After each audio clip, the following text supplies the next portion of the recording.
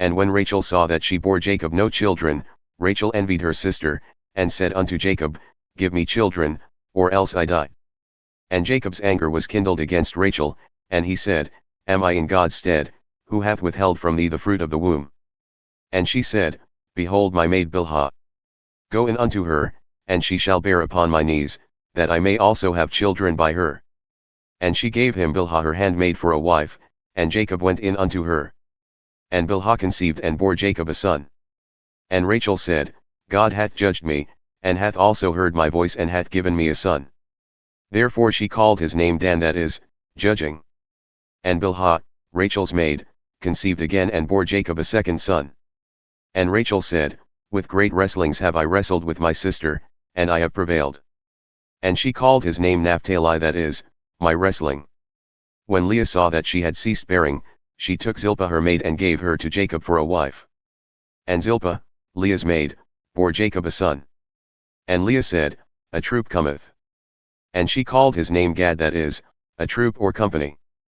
And Zilpah, Leah's maid, bore Jacob a second son. And Leah said, Happy am I, for the daughters will call me blessed.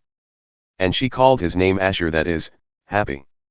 And Reuben went in the days of wheat harvest and found mandrakes in the field, and brought them unto his mother Leah. Then Rachel said to Leah, Give me, I pray thee, of thy son's mandrakes. But she said unto her, Is it a small matter that thou hast taken my husband? And wouldest thou take away my son's mandrakes also?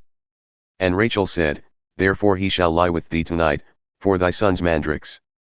And Jacob came out of the field in the evening, and Leah went out to meet him and said, Thou must come in unto me, for surely I have hired thee with my son's mandrakes. And he lay with her that night. And God hearkened unto Leah, and she conceived and bore Jacob the fifth son. And Leah said, God hath given me my hire, because I have given my maiden to my husband. And she called his name Issachar, that is, a hire. And Leah conceived again and bore Jacob the sixth son. And Leah said, God hath endued me with a good dowry. Now will my husband dwell with me, because I have borne him 6 sons. And she called his name Zebulun, that is, dwelling. And afterwards she bore a daughter, and called her name Dinah, that is, judgment. And God remembered Rachel, and God hearkened to her and opened her womb. And she conceived and bore a son, and said, God hath taken away my reproach. And she called his name Joseph, that is, adding, and said, The Lord shall add to me another son. And it came to pass, when Rachel had borne Joseph, that Jacob said unto Laban, Send me away, that I may go unto mine own place and to my country. Give me my wives and my children for whom I have served thee, and let me go, for thou knowest my service which I have done thee. And Laban said unto him, I pray thee, if I have found favor in thine eyes, tarry, for I have learned by experience that the Lord hath blessed me for thy sake. And he said, Appoint me thy wages, and I will give it. And he said unto him, Thou knowest how I have served thee and how thy flocks have been with me. For it was little which thou had before I came, and it is now increased unto a multitude, and the Lord hath blessed thee since my coming. And now, when shall I provide for mine own house also? And he said, What shall I give thee? And Jacob said, Thou shalt not give me anything. If thou wilt do this thing for me, I will again feed and keep thy flock. I will pass through all thy flock today, removing from thence all the speckled and spotted animals, and all the brown animals among the sheep, and the spotted and speckled among the goats, and of such shall be my hire. So shall my righteousness answer for me in time to come, when it shall come for my hire before thy face, every one that is not speckled and spotted among the goats, and brown among the sheep, that shall be counted stolen with me. And Laban said, Behold, I would it might be according to thy word.